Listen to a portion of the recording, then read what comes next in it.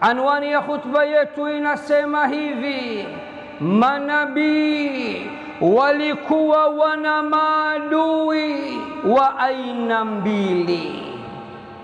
Manabii wote walikuwa wana maadui wa aina mbili, na ufunguo wa khutba yangu ni kama ifuatavyo: wujudul a'da'i fil hayati ni'matun 'azima. Uwepo wa maadui katika maisha ni neema kubwa sana, kwani pahala ambapo hapana neema adui hawezi kusogea. Walaysa walladhi ma indahu a'da'un, na asiyekuwa na maadui katika ulimwengu huu, katika maisha yake, ukaye ukifahamu ya kuwa huna neema za kuwazuzua, neema za kuwastua wale mahasidi na maadui hadi wakufanyie uadui.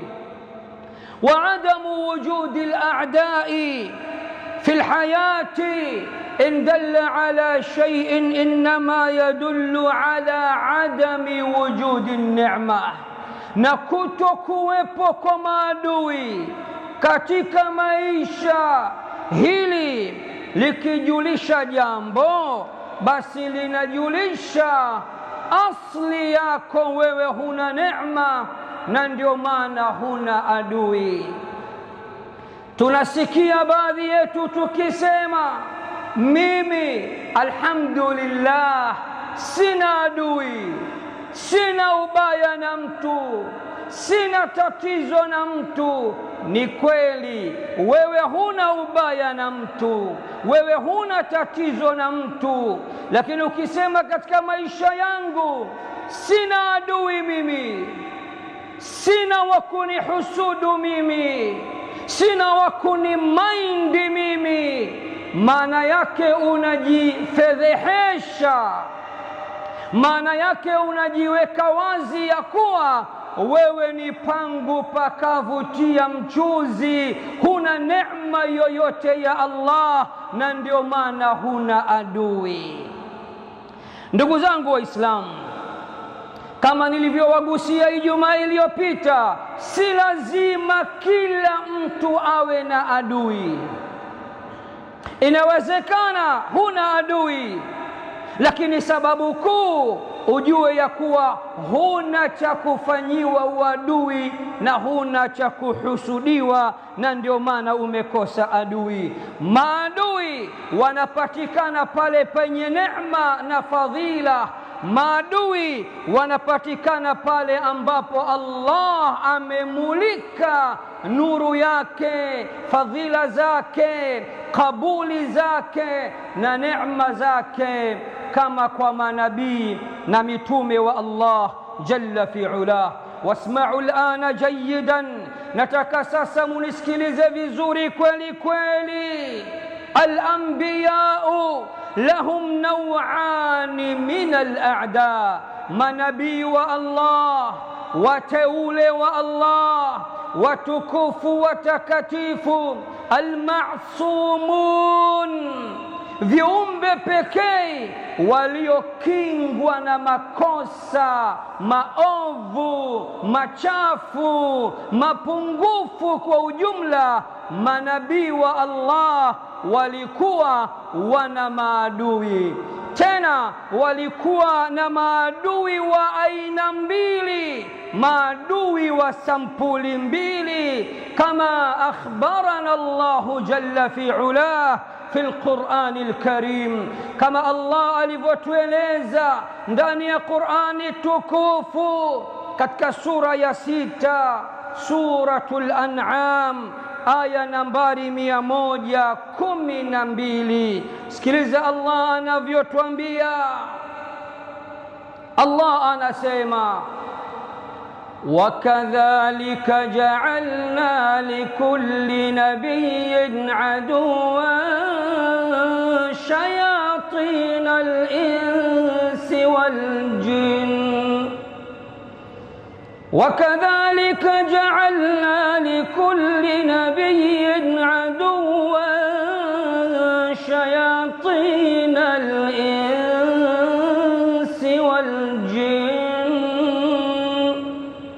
يوحي بعضهم إلى بعض زخرف القول غرورا ولو شاء الله ما فعلوه فذرهم وما يفترون. Na hivi ndivyo tulivyomjalia kila nabii kuwa na adui. Tena maadui wa manabii walikuwa ni wengi. Maadui wa manabii wametokana na sampuli kuu mbili. Allah anasema shayatin al-insi wal-jinn. Na hivi ndivyo tulivyomjalia kila nabii kuwa na adui. Adui kutokana na nini? Adui wa kwanza ametokana na mashaitani wa kibinadamu, na adui wa pili ametokana na shaitani wa kimajini. Allahu akbar! Manabii walipigwa vita, manabii walimaindiwa kweli kweli, kiasi ambacho walikuwa wana maadui kutokana na mashaitani wa kibinadamu na mashaitani wa kimajini. Mimi na wewe tushawahi kufikia tukawa na maadui wa aina mbili hao, mashaitani wa kimajini na mashaitani wa kibinadamu? La wallah, mimi na wewe tukisumbuliwa na watu wadogo wadogo katika ulimwengu tunakata tamaa na kusema maisha haya bana, maadui wamekuwa wengi, unahangaika kulia kushoto, unatafuta wa kukufanyia kinga kutokana na maadui. Allah subhanahu wa ta'ala anasema, na hivi ndivyo tulivyomjalia kila nabii kuwa na adui. Adui wa kwanza ametokana na mashaitani wa kibinadamu, na adui wa pili ametokana na mashaitani wa kimajini. Nini kazi yao kubwa hawa maadui wa aina mbili wa manabii? Allah anasema yuhi ba'dhum ila ba'din zukhrufal qawli ghurura. Kazi yao kubwa ni propaganda. Kazi yao kubwa wanapeana wahyi, wanapeana updates, wanapeana habari, wanapeana maneno ya kifitna. Kazi yao kubwa ni kuleta, ni kufundishana. Wanafundishana wao kwa wao maneno ya kupamba pamba kwa udanganyifu. Allah anasema maadui wa manabii wake, mashaitani wa kibinadamu na kimajini, kazi yao kubwa ilikuwa ni propaganda. Walikuwa wakifundishana maneno ya kupamba pamba kwa min ajili ya kutaka kuleta udanganyifu. Kisha Allah anawaambia manabii, walau shaa Allahu ma faaluhu, na lau angelitaka Allah wasingelikufanyieni wadui. Fadharhum wama yaftarun, basi waache ewe Muhammad na yale wanayoyazua. Na hii maana yake maadui siku zote ni wazushi, wanapenda kuzua dhidi ya manabii wa Allah na mitume wa Allah na wafuasi wao kwa ujumla. Kama hili halitoshi, twende katika suratul Furqan aya nambari 31. Sikiliza tena Allah anavyokokoteza, anavyosisitiza ya kwamba ni yeye aliyewajalia manabii wake kuwa na maadui. Allah anasema wakadhalika ja'alna likulli nabiyyin aduwwan minal mujrimin, na hivi ndivyo tulivyomjalia. Angalia, kajalia yeye kumbe uwepo wa maadui kwa manabii wake, na hivi ndivyo tulivyomjalia kila nabii kuwa na adui waliotokana na waovu na wabaya. Hata siku moja adui hatokani na watu wema. Ukiona adui ujue ni adui tu, ujue ni muovu tu, ujue ni mbaya tu, ujue ni mkosefu tu, na ujue ni mchafu tu. Na ndio maana Allah anasema na hivi ndivyo tulivyomjalia kila nabii kuwa na adui kutokana na wabaya na waovu. Ndugu zangu Waislamu, ikiwa manabii wa Allah wana maadui, mimi na wewe, kwa nini sasa tulalamike tukiwa tuna maadui? Tena maadui wa manabii wa Allah hatuwezi mimi na wewe kuwapata. Walikuwa wana maadui kubwa, maadui wakubwa wazito, waliotokana na mashaitani wa kibinadamu na mashaitani wa kimajini. Yani manabii wa Allah walikuwa hawapigwi vita na mashaitani wa kibinadamu tu, bali mpaka mashaitani wa kimajini walikuwa wakiwapiga vita. Rejeeni katika sira ya Bwana Mtume Muhammad sallallahu alayhi wasallam katika vita vya Badri, ghazwatu Badrin al-kubra.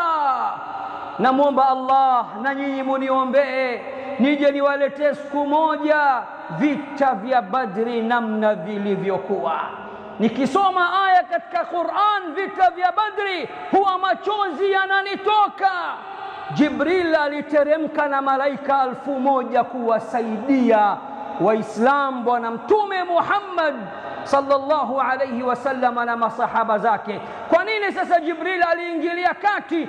Mashaitani wa kimajini 1000 walitia timu wakawa upande wa Abu Jahal na wenzake. Ndipo Bwana Mtume akasema tunapigwa vita na watu wa aina mbili.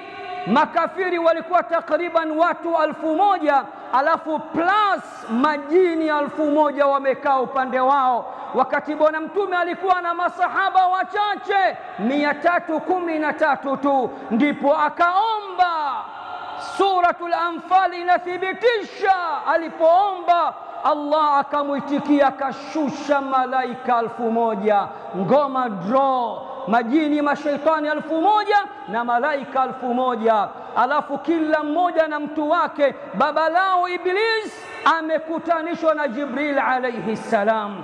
Kasome Qur'an, utaona Iblis alipomwona Jibril akajitoa katika vita, akasema inni ara ma la tarawna, ninaona msiyoyaona.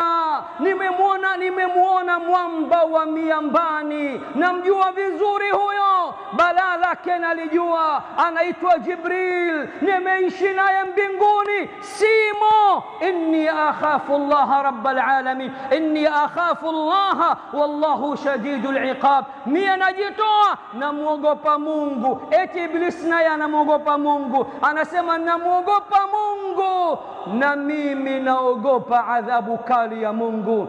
Ibn Kathir akasema ametimua mbio huku ushuzi unamtoka, katumbukia katika bahari. Vita vya Badri bwana, niombeeni Allah nisaidie nije siku moja nikuleteeni series za vita vya Badri insha Ar-Rahman alladhi allama al-Quran. Kishki TV, nuru ya dini yako.